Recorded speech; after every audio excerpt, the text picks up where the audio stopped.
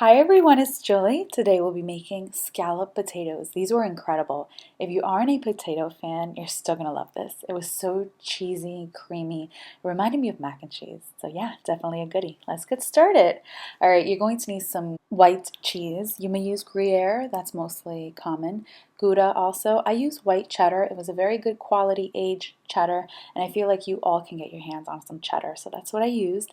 I peeled the potatoes and then passed them through a mandolin. I used Yukon Gold potatoes. If you are not an adult, get your parents to do this part while you just sit there and watch. See, it's nice being a kid. That's a perk right there. Mandolins are dangerous, be careful. Or you can just slice them with a knife, but we want them very thinly sliced. Now let's get started on our sauce. We're doing a bechamel sauce. You're going to need some butter and all-purpose flour. The exact recipe along with instructions will be over on my website, cookedbyjulie.com. Alright, so let the butter melt and then add the flour. Cook it over medium-high heat.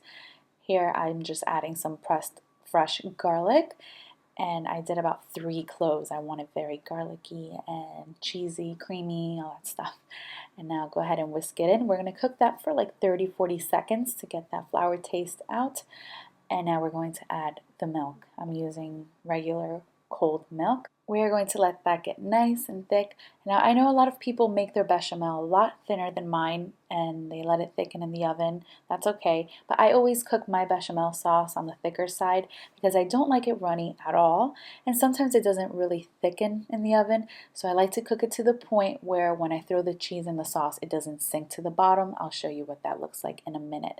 Go ahead and season it with some salt, and you want to continuously stir it. I grated some fresh nutmeg. You may omit it if you don't really like fresh nutmeg. So at this point the sauce is perfect. It's nice and thick. Give it a good whisk.